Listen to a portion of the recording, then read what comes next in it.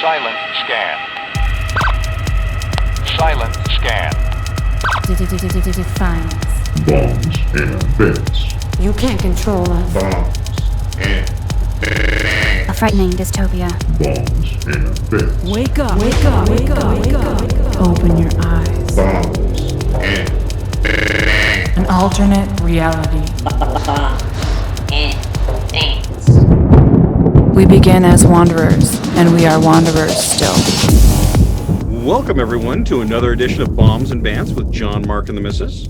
I'm John, and with me, as always, is Mark. Hello. And the Missus. Howdy.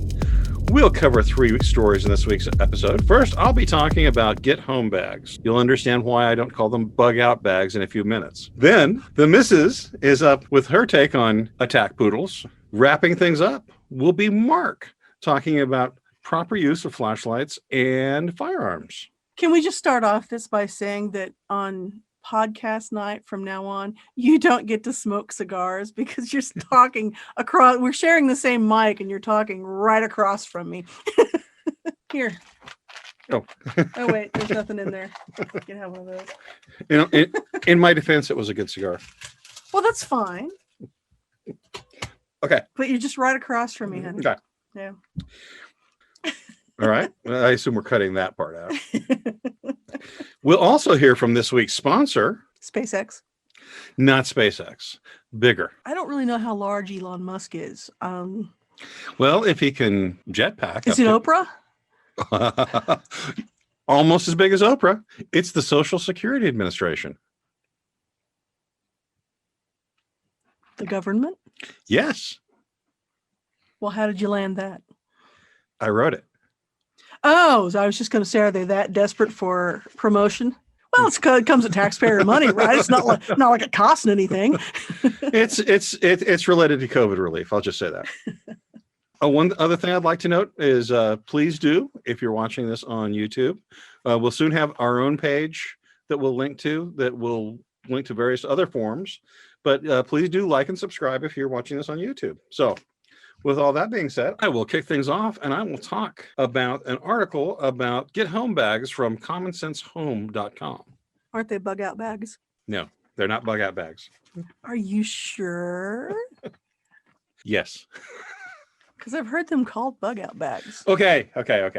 So in the article, which is your favorite thing, it's a list. You love lists. I do. I love lists so much. It's a 17. It's why I read every bit of this article. It's a 17-page list. And it's why I'm fixated on the bug-out bags. Okay. Or Bob, as you called them. As it lists in the article. That's the one part that I did read. And it just, I think that's a bad name. They're also... Because I had this friend who once told me that she had a female friend who told me that she had a personal device that she referred to as Bob because it stands for battery operated boyfriend. They're also called get out of Dodge bags. Bob is much better. A 72-hour bag, a grab bag. That can be dirty too. I can make anything dirty. A battle box. Well, let's not go there either. Oh my God. Personal emergency relocation kit. Okay, let's just stick with get home bag. And the reason I bring up all the different names these things have is because each of them have a different purpose. And really, I think the article really is talking more about get home bags. Because if I'm going to leave my house and it's going to be the last time I'm leaving my house, that's my get out of Dodge bag or my bug out bag. We're not using any more acronyms. Stop it. Stop you. I'm going to have a very different packing list than if I'm 40 miles from the house. And my idea is I need the tools and equipment to get me home when things are maybe a little bit rough. That being said, it is a list and it's mostly very well written. The first part of the list is noting that you very well may be traveling on foot. So if you're traveling on foot, weight matters. And wear shoes. Okay. They don't talk about shoes. Now stop it. All right. Wait, do they talk about Anyway. They talk about clothes. They do talk about clothes. But they do talk about the items. First, the backpack. Second, walking clothes. And just noting that your clothes are going to be different based upon where you live and what time of year it is. Maps, that might be a bit much. It depends. I mean, how unfamiliar you are with the territory 40 miles around your house. That seems a little unusual. They suggest food. We'll come back to that one. Water. We'll come back to that one too. Medical and first aid items, yes. And those, again, will be personally dependent. Flashlight, that makes perfect sense. A Sharpie, because... because you can write on anything with them, including humans. Yes. Many people have learned that in college. Duct tape, which... there's a certain number of combination of these items that if they're found in your truck, pretty much Homeland Security is going to be very interested in you. But duct tape is one of the things on the list. You can just claim you're a writer. Yes. A knife. That works for anything, doesn't it? Yes. Okay. A knife. So duct tape, a knife. And there's also rope on the list. So you may not want to buy them all on the same day, especially if you're only missing duct tape, a knife, and rope. Fire. And it's just the word fire. I suggest that you don't actually carry fire, but maybe something to start a fire, like a lighter and maybe some tinder. Maybe less Stroud. That would be my survival item. That's your get home bag That is is- Les yes. Stroud. Yes. Mhm. Okay. Does fire include napalm? That's a sticky subject. I'm sorry. It talks about cash. Cash is always good. Pack of For gum. starting fire? Well, Oh, we moved on. Sorry. yeah. And if inflation kicks in, that might be what cash is useful for. Hygiene. And I look at my notes, since this is the second time we did this podcast for reasons that we won't go into because I will knock you out of that chair. somebody Don't make me have to warn you again. didn't hit record last time. That's all I'm saying. It wasn't me. Wasn't Mark. Hey, I bet that's my mom calling. It is. And pause for a second.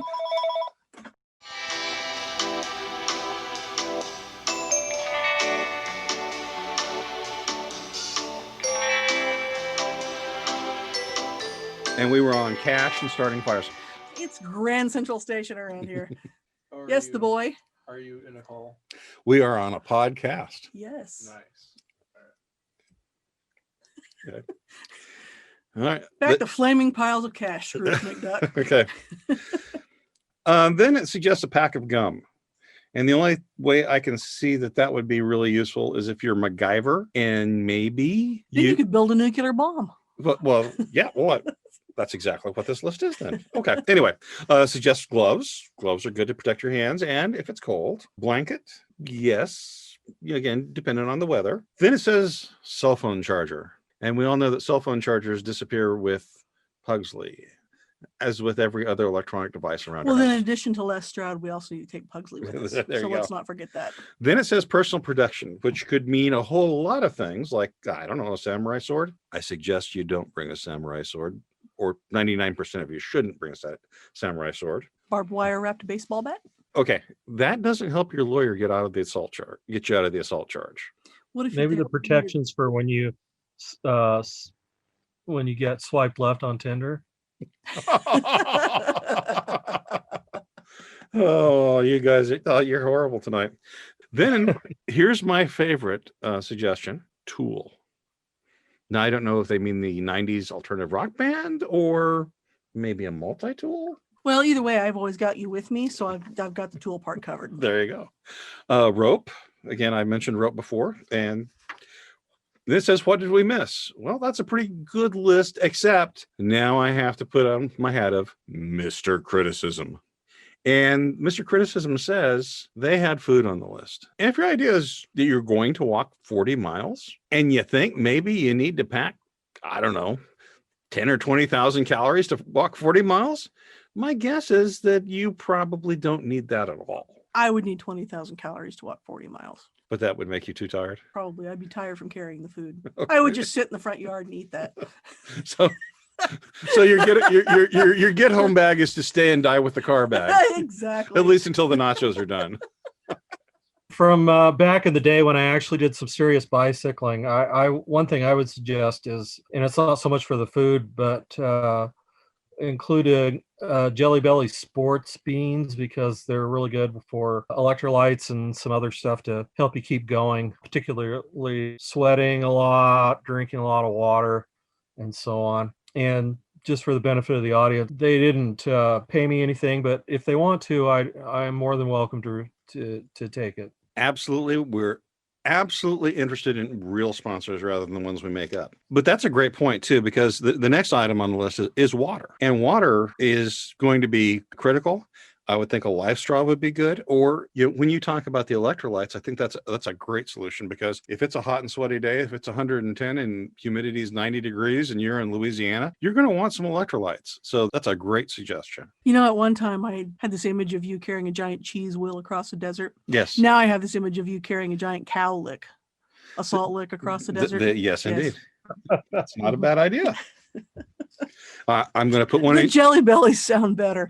I'm going to put the salt lick in your get home bag, so you can sit and So I lick can the sit salt. and lick in the front yard. Okay. All right. I would suggest you do read the article, especially if you're new to it. A few years back, I put together get home bags for the entire family, and before I really thought about it, I put food in those get home bags.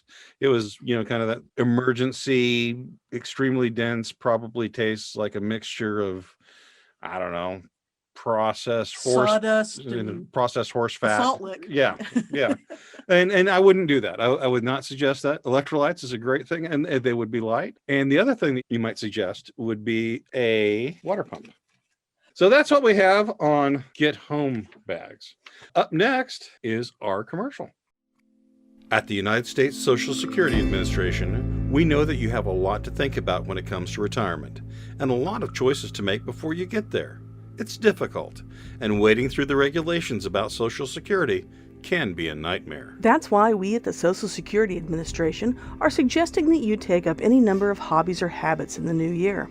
You could lick doorknobs in a Calcutta ghetto. You could take up smoking. Skydiving sounds fun. You could have incriminating information about Hillary Clinton, or just claim that you do. Take an Ebola and cannibalism tour of the Congo. Take a stroll in downtown Portland by yourself, at night, wearing an American flag shirt. Cross a mob boss. No matter what you do, make sure that it's thrilling and exciting and dangerous. Why? We're out of cash.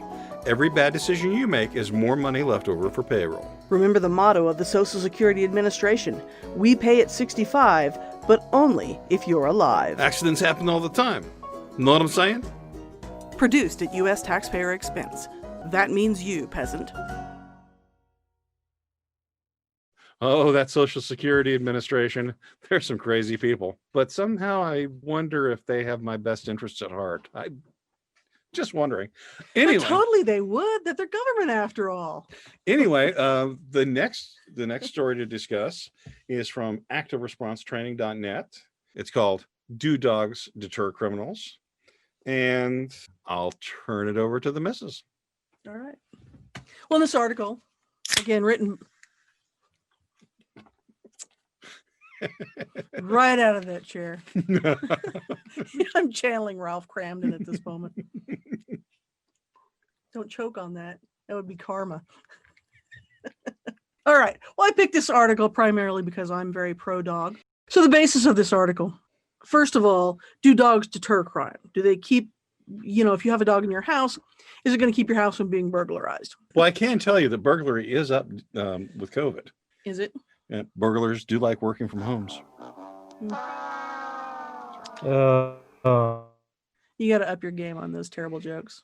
I mean, they're all still terrible, but they should be better than that. Well, then there's the burglar that stole our French painting. You remember that? I do. They caught him. Turns out he was just in it for the Monet. Oh.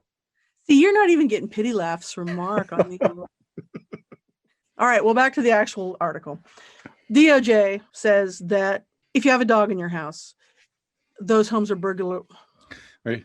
Well, are robbed by people when you're not there less frequently than if you don't have a dog in your house. am I supposed to hit her when she gets a stroke? Is that the cure for that?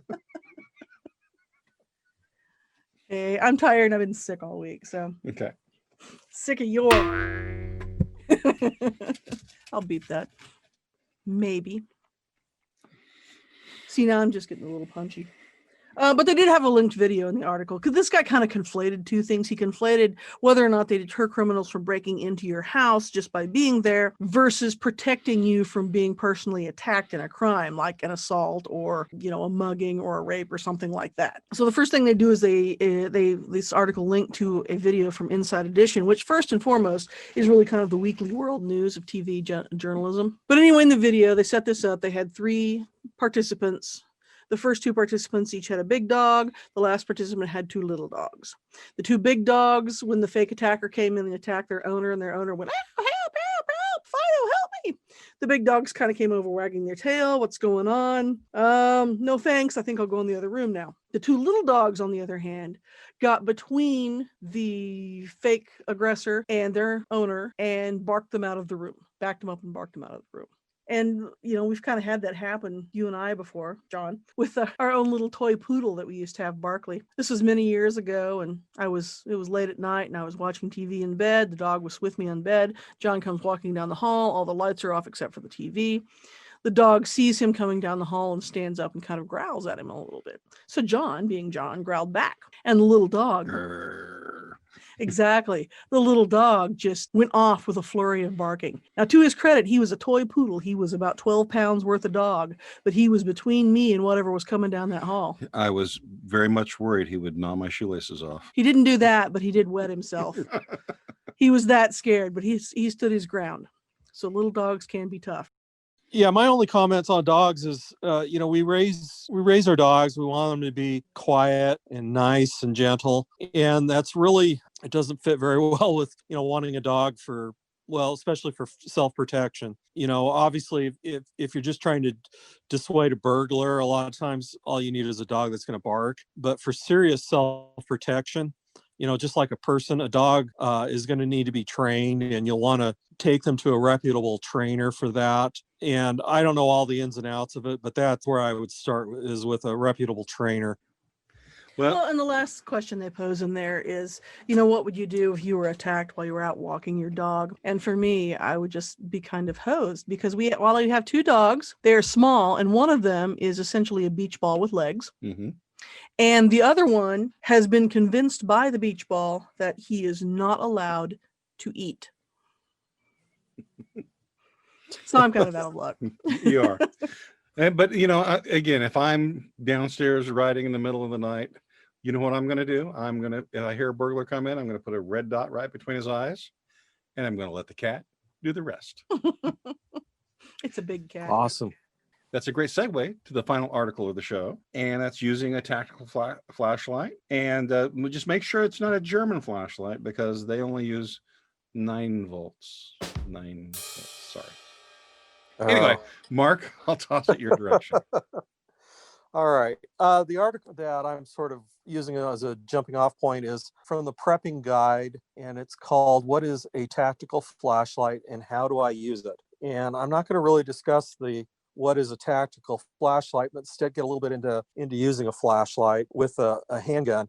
First, the thing is what are you going to use the flashlight for? You may think that if you have a weapon light on your handgun, that you can use that, hear a bump in the night and just use that for looking around and so forth. But don't do that, because you're violating firearm safety rules by having, if you're using the weapon light to search, that means you're going to be pointing your gun at things that you don't want to shoot or destroy. The other problem, of course, is, anytime that you are holding the gun and you're moving around and all that, and you're looking for something, there's potential you'll get startled, or you may trip and fall.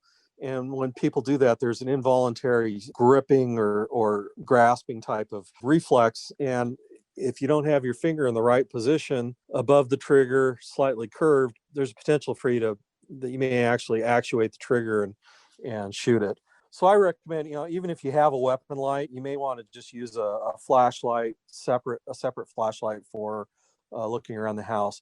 Now, if all you have is the separate flashlight, that's great. There's some techniques to using it with the gun. Just a few of those I'll go over briefly. One, an oldie, but still a goodie, is the FBI technique. This one, you hold the flashlight up in your offhand, and it's away from your head.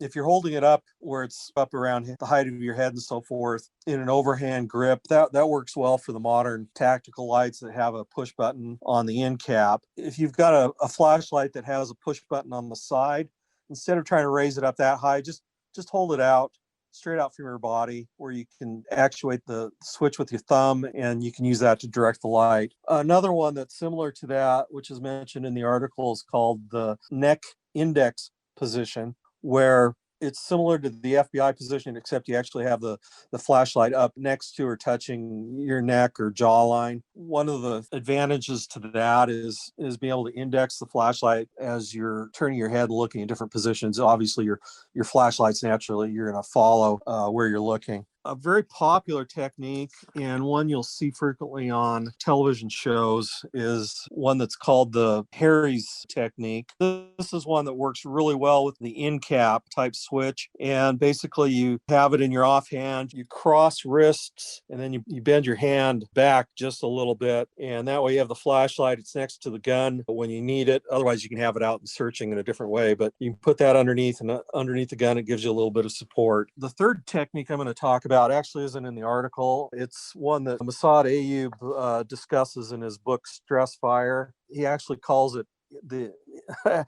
names it after himself. It's the Ayub technique, but this one is one that works well with a flashlight that you have that has a side button. And on that, you just hold the flashlight like you normally would. But then when you extend the firearm, you extend the flashlight with it. And you just sort of keep your hand with the flashlight up against the fingers on your hand holding the firearm. And that way you have indexing between the firearm and the flashlight. And the other advantage is that if you just have your hand in a sort of a natural position, the flashlight will actually point up at a slight angle. And that means that if you encounter someone and you have the light on them, it'll actually be shining into their eyes.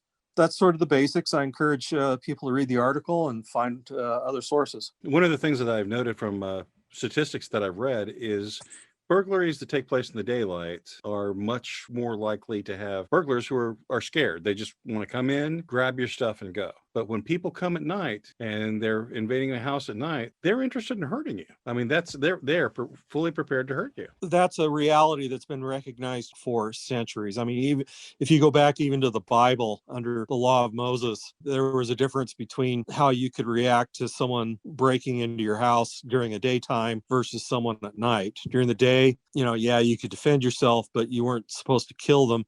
At night, it was assumed that they were there to cause you grave bodily harm, and you were permitted to use up to lethal force. A lot of jurisdictions still will recognize differences between a nighttime burglary and a daytime breaking and entry. Yeah, and I worry about especially some of the leftist jurisdictions. I would hate to hit somebody with a flashlight because I'd be worried that I'd be charged with battery. I'm sorry. I just can't resist these. Oh, no, that was a good one. Just from the female point of view, two things there is that, first of all, again, since I am a girl and something happens like this in the middle of the night, my go-to is, John, wake up. I heard something. You should go take a look at that. We girls get the long end of the stick on that one, so I'm not going to complain about it. Secondly, just looking at those various, the way that you hold the flashlight while you hold the gun, and thinking about that again from a female perspective, I think the one, what's it called, where you... The Harry, that one? Mm-hmm. Yeah, is probably one of the best for women, just because, I don't know that it would depend on the caliber of the weapon, of course, as to whether or not I could handle the gun one-handed. And so I would like that little extra support in case I did have to fire. And lastly, is that I'm really kind of a nerdy dolphin talking about hang gliding about this, because I don't have a whole lot of experience with it. And most of what I do know about it comes from reading novels by Thomas Harris. So you kind of have to take that in consideration, and also bear in mind that the other thing those books taught me is that all psychiatrists are cannibals. And if a cannibal psychiatrist steals your flashlight, you'd be delighted. Delighted. I don't think I would find anything delighting about that. You're taking your light, so you... I understand the play on words. It just wasn't. Okay.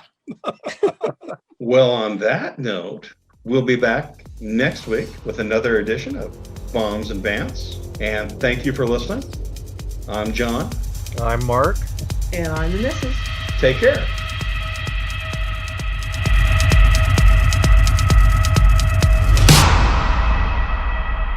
Y'all come back now, you hear?